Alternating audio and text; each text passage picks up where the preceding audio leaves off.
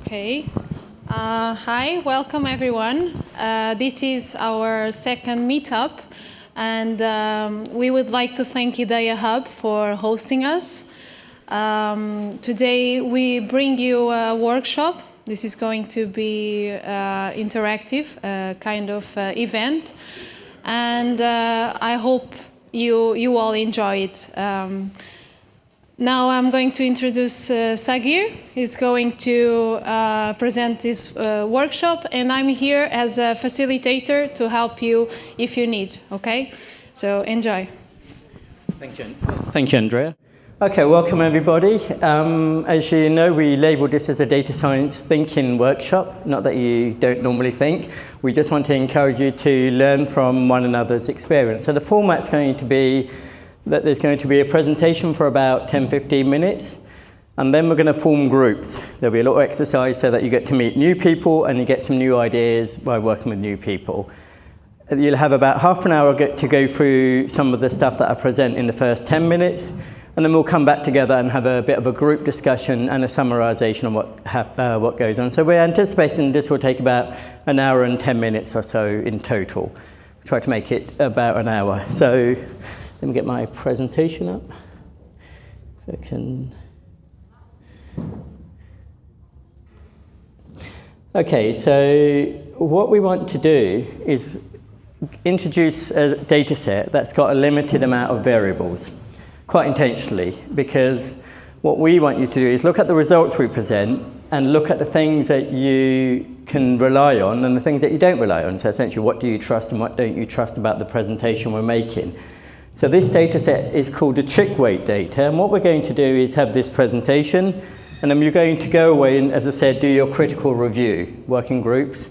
You're going to look at what's been presented and what's not been presented. That's where the real interest lies. And make some decisions about the data. And then we'll round up together and have a little summary at the end. So what's a chick weight data? How many of you use R here, just out of interest? Okay, R is one of the data sets in the dataset package that you get by default when you install R. Without installing RStudio, without installing anything else, this is one of the packages in the datasets package.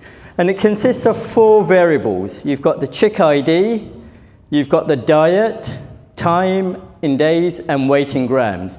And you have a measure for 50 chicks. So you see on the presentation, on the slide here, that you, for example, the first, I think these are first 7 observations. For chick 1, diet 1, you have regular measurements and regular measurements of the weight for each of the time points. But we have 50 chicks and 578 observations, and the measuring points are every 2 days, so 0, 2, 4, 6, 8, 10, up to 20, and then again on day 21. So the chicks are measured 12 times each. So the body weights of the chicks are measured every 2 days until day 20, and then measured on day 21. And there are 4 groups of chicks allocated to 4 different protein diets. Our question is, which of the 4 diets leads to the most body weight gain for the chicks? That's what we're interested in. We have 4 variables to make that assessment on. Let's have a look at this data. If we look at the raw values, what do we see in this graph? We see the measures over time. So the horizontal axis along the bottom is time in days, and then the vertical axis is weight in grams. And what we're interested to see is what's happening on day 21. So the chicks all start on day 0, they get fed some food, and they make their way to day 21, and they weigh somewhere between here and here. And we'll look at the exact values in a minute.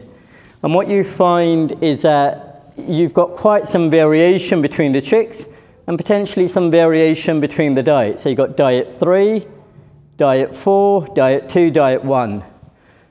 Okay, how many of you vote for diet 1 as being the one that gives the most body weight gain? 2, 3, 4. Some of you didn't vote. Okay, there's maybe a good reason behind that. So most of you voted for 3, and that seems quite reasonable. When you look at the first graph, you've got mean lines over time, and you see that. But let's look at the same picture again. Now you have the diets in 4 different windows, or 4 different boxes, starting in the top left with diet 1, diet 2 in the top right, and then bottom left and right, you've got diets 3 and 4 respectively. Now, how many of you still think, how many of you think it's diet 3 or 4? Let's put it down to those 2 in particular. They're on the same scale. If you had to choose one of those 2, which would you choose and why? I'm not going to ask anybody to answer, but these are the sort of things I want you to think about, because there's something quite evident going on there, hopefully evident, that the variation for 3 is quite large. Do you agree? And it's less for diet 4. And we can express that variation in a different way by looking at something called a box whisker plot. How many of you have come across the box whisker plot? Okay. Essentially what it does is it gives you an indication of what the distribution is in this box, and the whiskers, it's got nothing to do with cats. I should move this out of the way for a second. Okay, so in the box, you have 50% of the values. And the 50th percentile is this thick line here. And the extremes are represented by the ends of the lines, or by these, what they call the outlier dots. So it gives you an indication of what type of distribution you have. And again, it represents what we've seen before, that there's larger variation in diet 3 compared to 4, and probably even more variation in diet 2. Okay, so now we understand that there's 2 issues at play here. The value at which, the total weight for each chick on day 21, and the variation between the chicks on day 21. We have 2 factors at play, and this is quite normal. The sort of work that you do, you'll be looking at this, the point estimate and you'll call it variability. I like to use the word uncertainty as well. Uncertainty is a bit more than just variance or variability. Let's look at the statistics. What do we see here in this table? You have the 4 diets on day 0 and day 21. And what you see is a mean and the standard deviation. I put the minimum, medium, and maximum just for reference. But you can see for diet 3, the mean weight gain is 270 with a variation of 71. Whereas for diet 4, it's 239 with a variation of 43. So one other way to express this uncertainty around that point estimate is to construct a confidence interval. I've used a very, very simplistic method, relatively speaking, quite intentionally, so that we can get an idea of what's happening here. So for diet 1, on day 21, you have 16 observations. Now, I should point out, if we go back to the previous one, something to note, for diet 1, how many do we start with? We start with 20. But over the course of this experiment, we lose 4, so we end up with 16. For diet 4, we start with 10, and we lose 1 over the course of 21 days. But for the other 2 diets, we don't lose any of the chicks over time. Now, I don't know why we lose those chicks, whether they die, or whether they just like run away or something. I really have no idea. So just to illustrate it. So that adds to some additional uncertainty. As you lose those chicks, you'll get some additional uncertainty. So let's look at these confidence bands. When you look at these confidence intervals, it's not so easy to make out what's really going on. So have a look at this graph. Now, in your groups, I want you to look at this graph and discuss it. Because although diet 3 has the highest mean, you can see that most of diet 4 is overlapping with diet 3.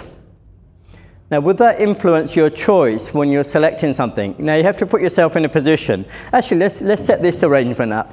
I'm a salesman. I'm here to sell you high-protein diets for your little chicks, and you are farmers. Okay? And you want to be convinced that I'm not selling you something that doesn't work.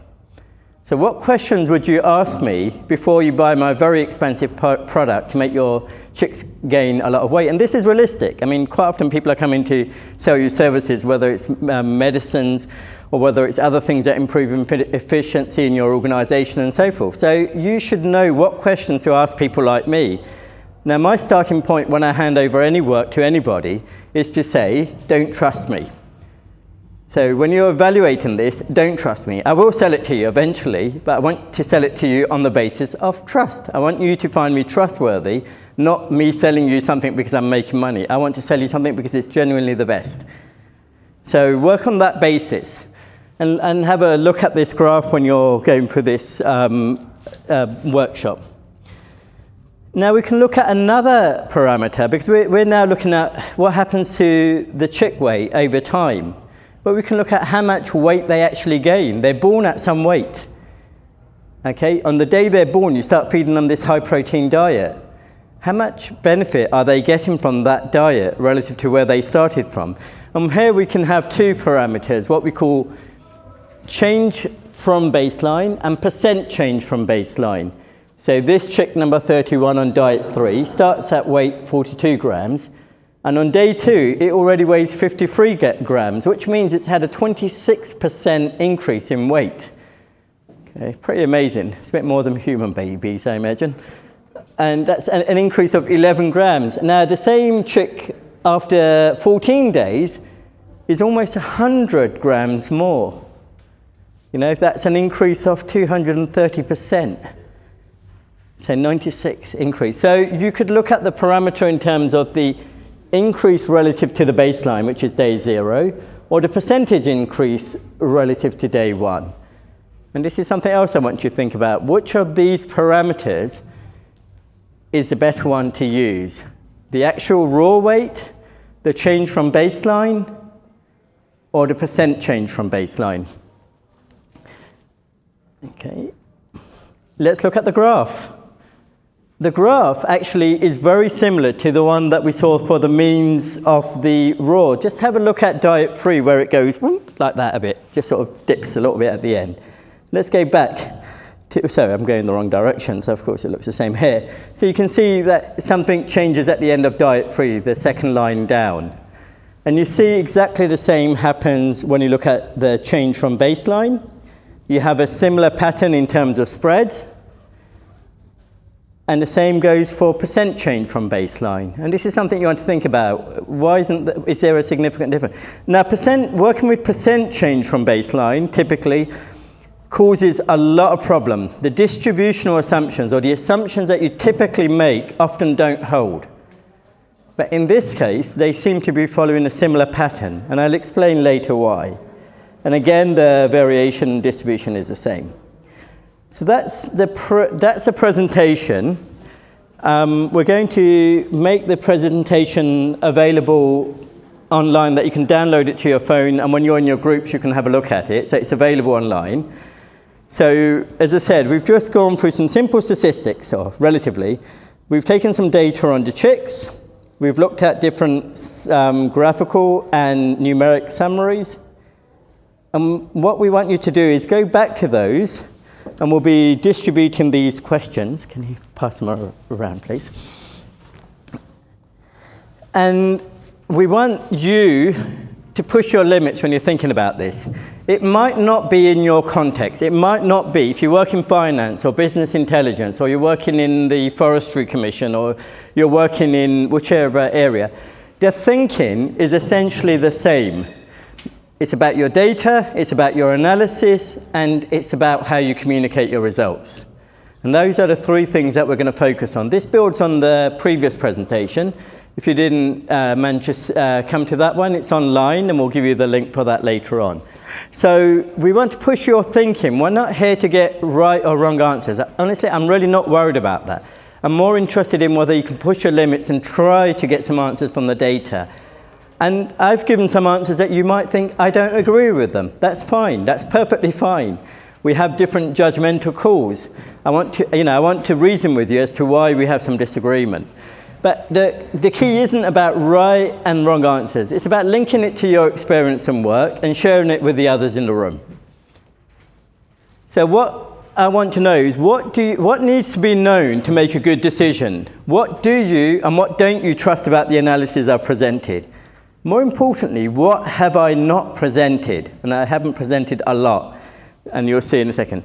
Think pragmatically as well. I mean, when I left university and arrived at my first job, I knew how to do things when the data was perfect. I knew how to do things when everything was all more or less okay, because that was the way I was taught. That was it. They were the examples I had at university. Very good examples that give you good results at the end. When you get to real life, your data's not so clean and things don't work as you expect. Little chicks, they behave as they wish.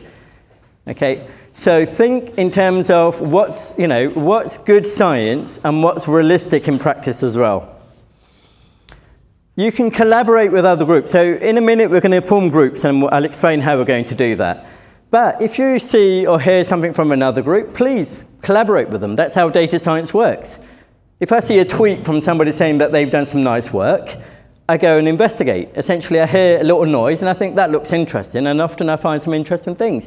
So don't be afraid to collaborate. We'll get you working around the space here and on the other side. But do mix, should you wish. There's no limitation, because we want you to have fun, we want you to learn, and we want you to share. That's one of the objectives of this meetup group. So the first thing is we have a question. Our objective is to sell the chicks based on their weight. And our question is, which of the 4 diets leads to the most body weight gain? And I want you to ask, is this question objective, unbiased, and answerable? Hint, it's a little bit biased. Can you think of a better question or questions? Sometimes we face, and this happens in real life situations, sometimes we have what seems to be a straightforward question, but we don't have the data to answer that question. So it might be better to answer a less precise question or less precise questions to get an answer that you can make a decision with. So think in that context when you're answering this slide. And I think you have that on your printout. Is that right? Yep, good. Now, discuss whether the data is appropriate to answer the question that I've asked about the weight.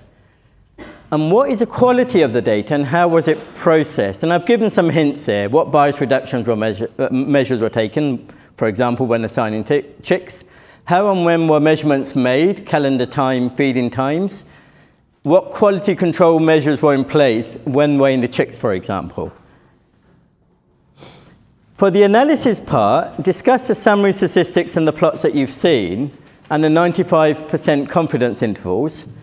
And again, the hints are asking whether the results are generalizable. What factors should you consider when fitting a statistical model? Now, I deliberately didn't fit a model here because the discussion will go in the direction, quite often I find, of what the model means. What I want you to think about is what's important to have in a model, because there's different representations of models, different models that you can use for this data. And for me, I can't argue in favor of one because I'm firmly of the belief that all models are wrong, but some are useful. So what factors would make a model useful? What assumptions would you make? And the question I asked before, would you use the raw data, change from baseline, or the percent change from baseline? And what can you say about bias and uncertainty in relation to your model, whether it's sourced from the model or the data? What would you communicate? So you've done your data checks, so you've characterized your data, you've done your analysis, you've come to, you have some results. Given some results in the summary statistics, what would you communicate? What are your main messages? Which diet would you recommend and why? What are the strengths and weaknesses? And here I really want you to be open and transparent. Think of the biases and uncertainty.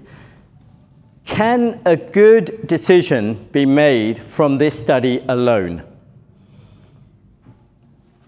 Okay. So now, any questions before we form the groups? What's going to happen now is we're going to form groups. You're going to go away and you can sit here, you can sit by the food if you're a bit more hungry, or you can sit on the comfortable chairs if you want to get cozy. But the key thing is that you sit in groups that we're going to form and work together, and you're going to meet some new people, hopefully. Any questions before we get going? Anybody nervous about this idea? No, good. Okay, how do we form the groups? Now, everybody think of the day and month in which you're born. I'm not doing magic here, by the way. Okay, it's just to do that. And I want you to come here, and you have 2 minutes to form a circle. And I want the 1st of January to stand just on this other side of this line, and everybody's increase in birthdays coming back to 31st or closest to 31st of January here. So you, as yourselves as a group, have to arrange yourself in a circle, and then I will split you into different groups. Ready, steady, go. Come on. You really wish this meetup was...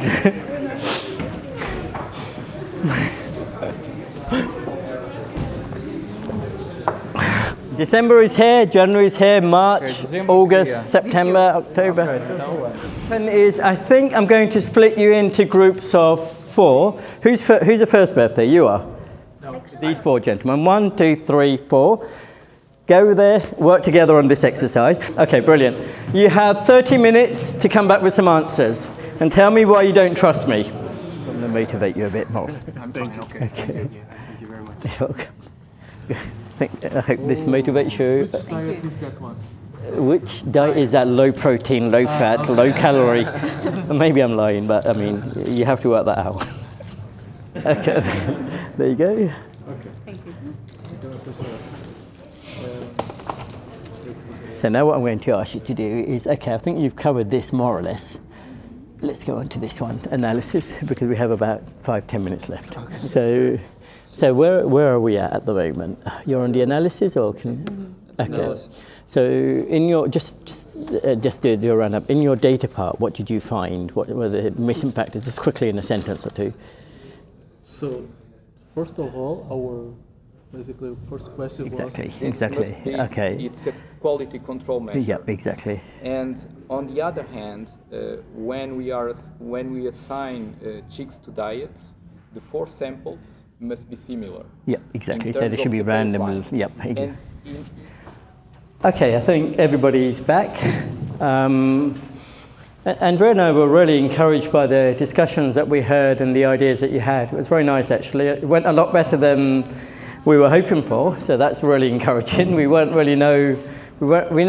really know how the formats works, especially as we mixed up people based on some random criteria. So, how many of you found that useful, firstly? Yep.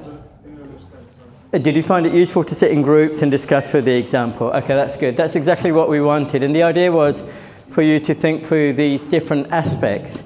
I think I went around all of the groups and you picked up key points. What I'm going to do now is round off with my thoughts on this, and they're not. There'll be things missing. There might be things that you discussed, which could be perfectly valid as well. So it's not that we're giving you a comprehensive answer, but at the end I'll explain some of the key issues that really sort of limit the interpretations we can make about the results we observe. And the first one I have to say is, were the chicks allocated randomly? You all had this sense that maybe there's some interest in the chicks in terms of species, are they males and females?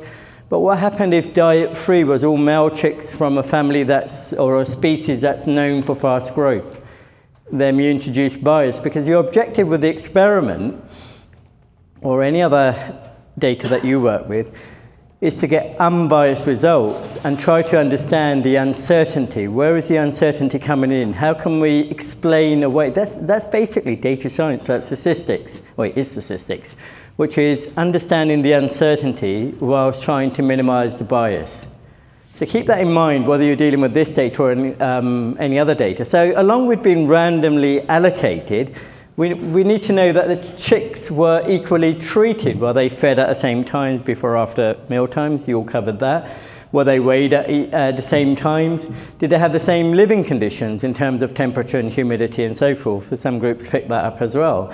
So there's a lot of factors. When you're designing some of these experiments, we talked about a sample size of 10s and 20s, and sometimes you think, well, why is it 10 and 20? And once I sat in a working group which was defining food and feed experiments in rodents, and we couldn't get away from one thing. Historically, somebody started with a number, 6 or 12 typically.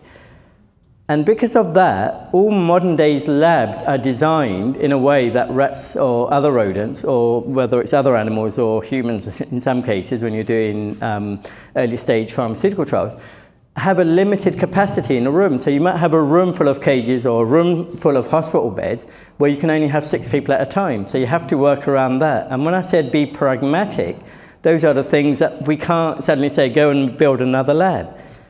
Because you're not just asking to change one lab, you're asking to change labs worldwide. That's not going to happen. So, yes.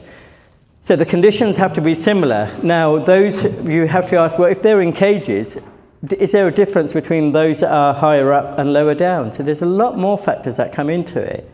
But it's not important at this stage, but the key thing is that we don't really know a lot about this experiment, so we don't even need to go that deep.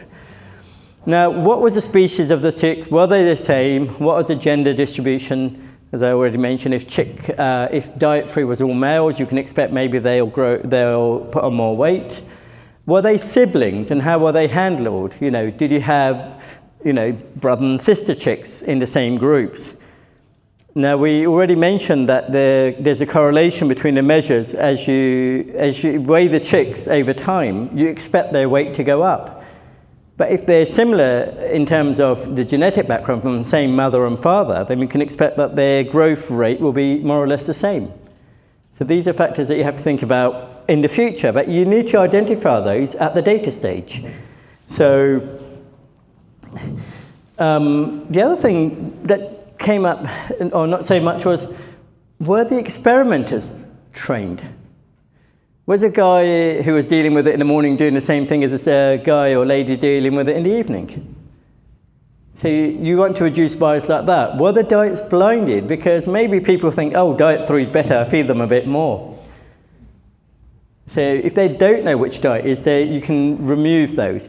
And many of you spotted, was there a control diet? Now we have one with 20 and the other with 10. And you know, the one with 20, we lost 4. Some of you may have assumed it's a control diet, or it could have been the main diet that you're interested in.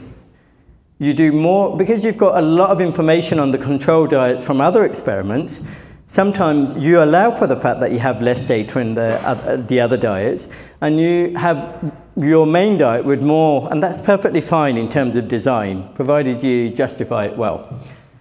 When was the experiment conducted? Was it all done at the same time? Was it all done in the winter for all the groups? They all started at the same time, they all finished at the same time? That's important. If you have half done in the summer, half done in the winter, that makes a difference. Were the machines calibrated? Because, you know, 40 grams isn't very much. And going up to 250, 300 grams isn't that much in terms of sensitivity on a scale. So if you have an error of 10%, it's quite a lot. So how well calibrated were the machines? And what other variables did you collect, for example, chick sex? Okay, so between raw change for baseline and percent change from baseline, raise your hand, you know the answer now. How many of you thought raw values were the best to model? Change from baseline? Percent change from baseline? Oh, that's interesting. Okay, in the context of wanting to sell by weight, I would probably recommend that you go with the raw values. The person at the end, the farmers, which was you, you're interested in whether you have 5 kilo, 22, you've got 10, so if you have 2.3 kilos as opposed to 1.9 kilos, we should get more money for 2.3 or 20 kilos or 30, depending on how many chicks you have.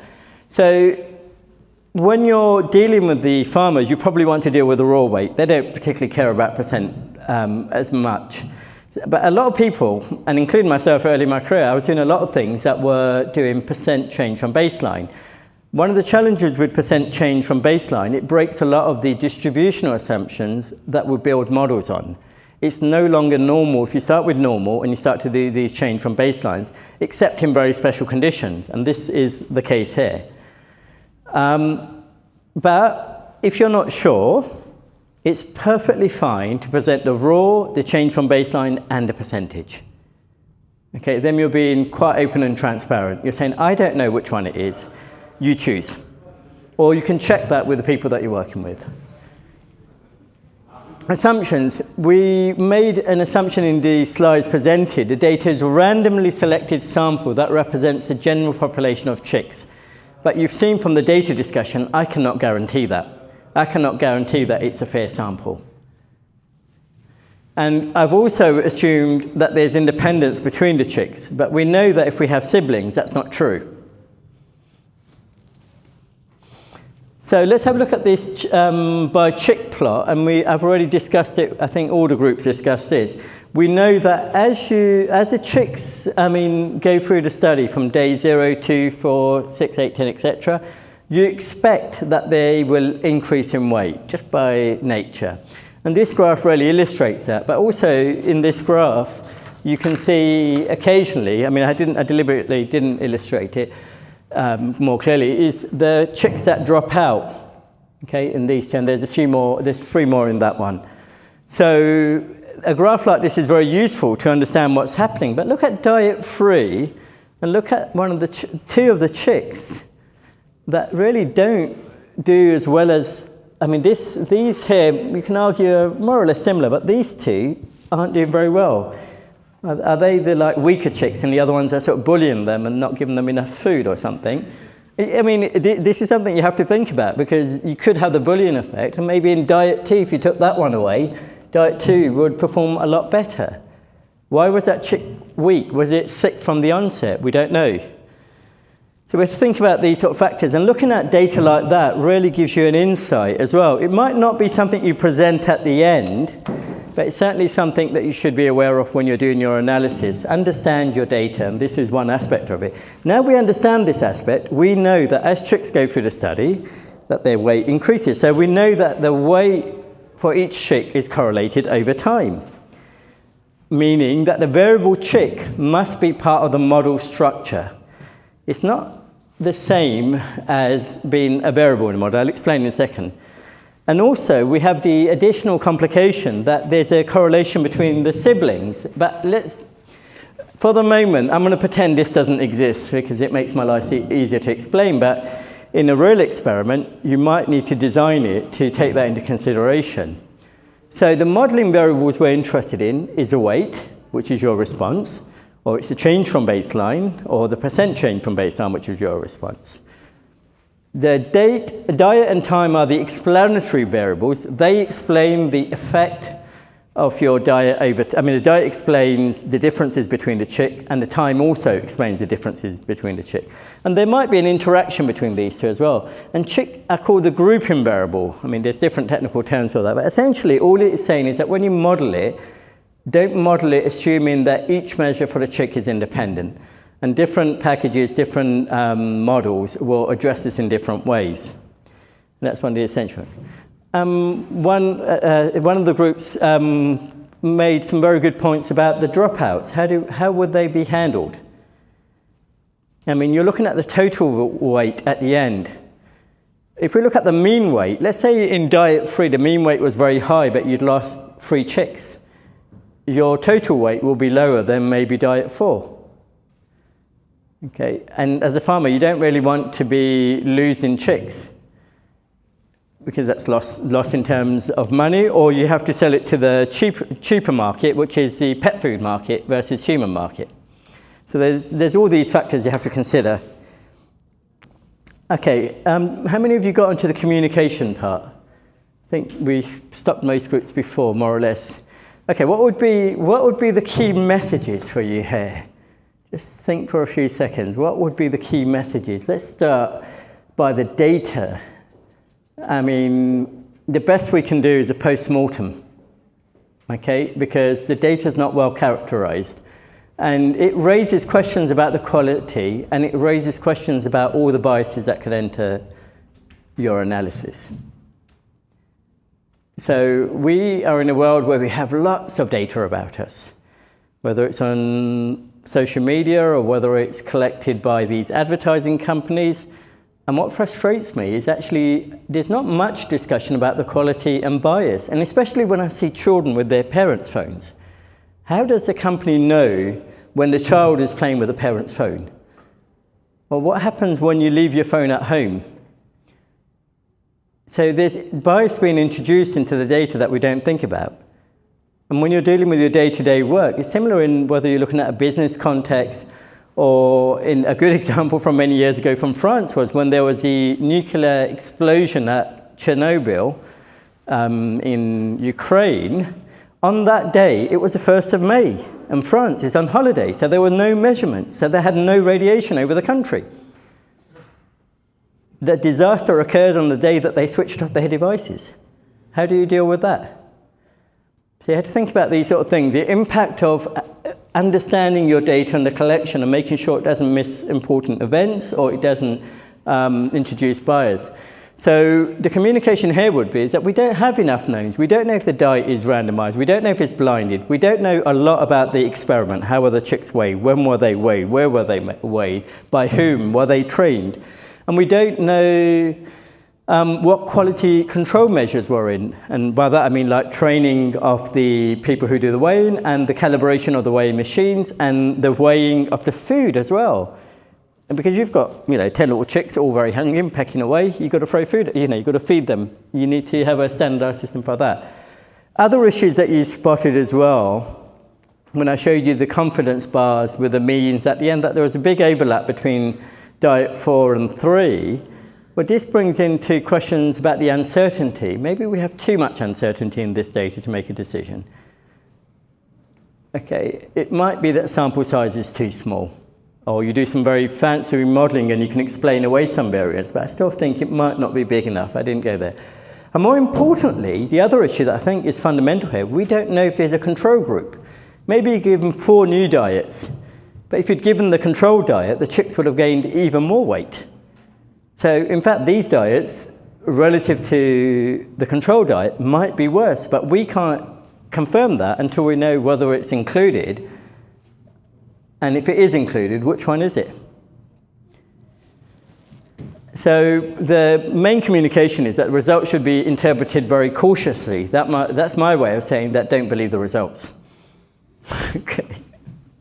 We can't, the difficulty is we can't always say this is just junk and throw it away. Try to do it a bit more diplomatically at times. So, in summary, the real point here is that data is not reliable. Everything's dead on arrival. And that's, unfortunately, when you don't go through the thinking and the planning, whether it's an experiment in chicks or whether you're collecting observational data elsewhere, if it's not done well, you could end up killing any analysis before you even start it. You've got no, as I say, I always want people to start with a perspective, why should I trust it? Or more importantly, when I hand out the analysis, I say to people, don't trust it. Come back and ask me questions. There are some weaknesses here. What I want to know is what are the boundaries of the trust that you should be allowed to have with my data and my analysis. And that gives me that puts a human context on it because, we can't rescue all data.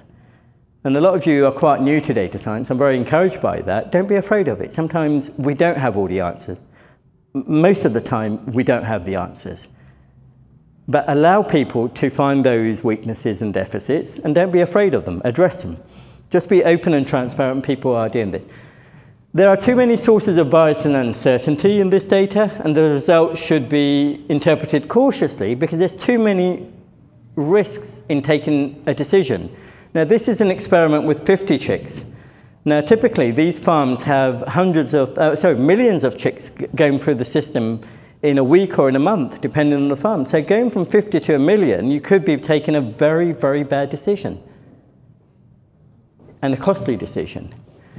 And my final message is apply similar methods to your work. Ask yourself the challenging questions before anyone else does. Because if you can do that, you'll be in a stronger position to say, yes, I agree, there's a weakness here. No, this is a lot stronger than you're claiming it to be. And that essentially means being open and transparent. And when I say being open and transparent, it means revealing your vulnerabilities, saying, look, I don't have the answer. This I know is wrong. And as somebody who assesses these results, I respect that a lot more than somebody trying to pretend it's right when it's not, or when they're not revealing some key information. Now, in my last job, I was a reviewer at a food regulatory agency. In 5 years, in reviewing publications, studies, all sorts of articles, you can't imagine, I came across one that got the clear bill of health straight off. Only one in 5 years, where I said this was okay. And there, the study was open and transparent about all the weaknesses. So my review was, okay, I think what my job was, and what your job here is, critically, I could say what they presented is correct. Even if they were saying that there was a lot of uncertainty and there were biases, they didn't hide them. And that's far more informative when you're taking a decision. Okay. So, I leave you the message of being open, transparent, and vulnerable. Thank you very much. Any questions? Please. It's you. Hi. What do you do at the point where you have a review to do on a certain data or analysis someone has carried out, and you realize that maybe much more job could be done? Do you advise them after going through the rigors of getting data, going through the analysis and stuff? Would you advise them to redo the work, or try and find a way in which the analysis could have been used? I'm using this as an example. Yeah. We have come up with some insights. Would you, as someone who everything stops at a table, look at it, okay, well, let's see how we can use this? Or you say, you know what, you have to go and fix all this before we can actually use your analysis. Thank you. Okay. A very, very good question, incidentally, because it depends on the context.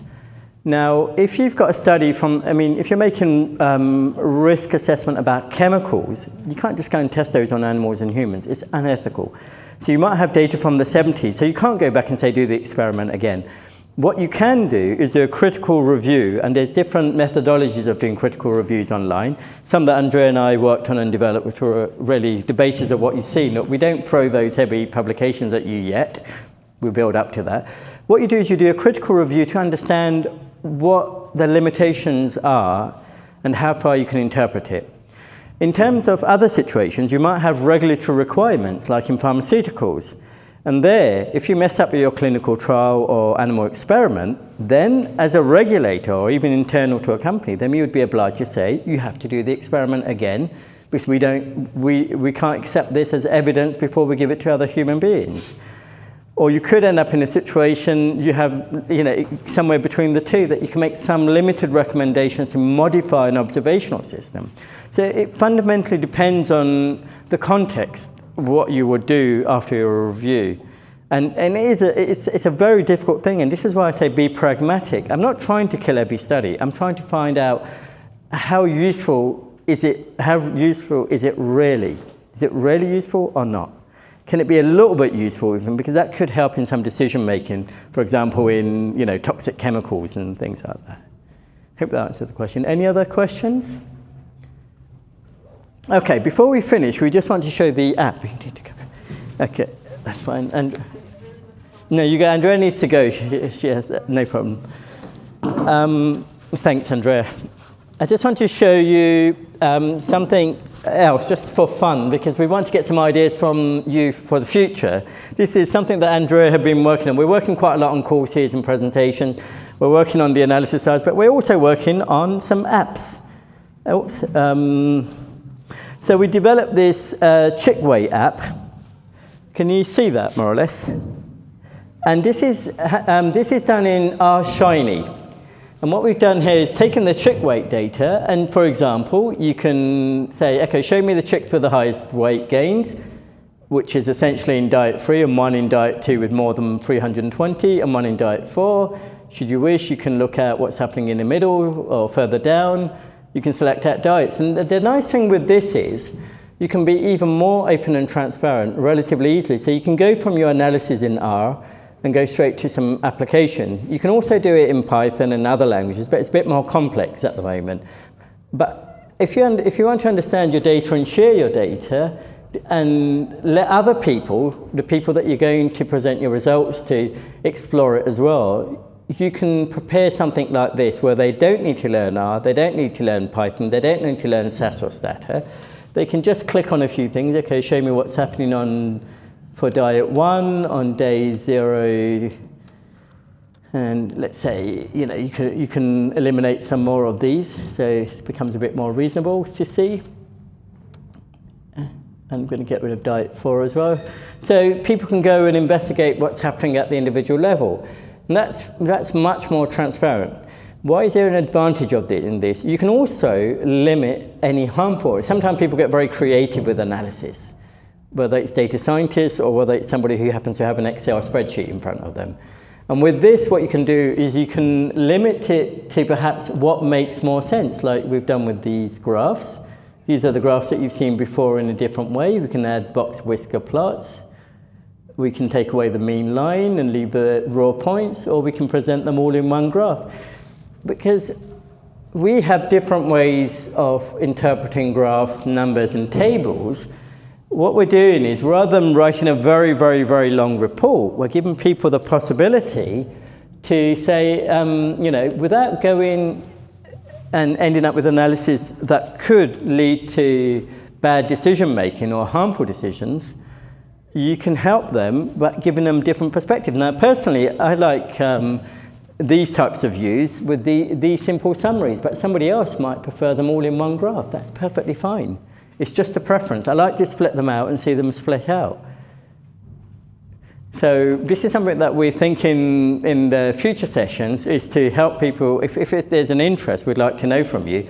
If you want to learn how to do a bit of, I'm specialised in R, SAS, Stata and things like that. I gave up Python many years ago and there's been some changes. I'm willing to learn it again if it helps the group. We did try to find a Python volunteer. If you're good at Python, we'd like you to come and present with us. And the idea is really to take these simple examples and show you the thinking behind how you go from the data, and not to a Shiny app at this point, because I think it requires an understanding of the data. Shiny apps require two things: understanding R and understanding web development. If you already know web development, brilliant. If you already know R, very good. Now you have to mix the two together. I can assure you it's a lot of pain. We've been through that. But it's fun when you get there. So I want to close on that. And is there an interest in having a workshop, which will probably be 4 hours on a weekend, in R? Anybody interested? We have interest, good. And working maybe towards things like showing you how these Shiny apps are developed as well. Okay, we have interest there as well. The source code for these apps and everything are online. In the meetup, I'll put links to them. And the course notes, the full course notes will also be available, and the video will go online at some point as well. I want to thank you for your participation. We really enjoyed it, Andrea and I. Unfortunately, Andrea had to leave. And we look forward to seeing you again next time. And again, we'd like to thank Adair Hub for the space here. Thank you very much. Okay.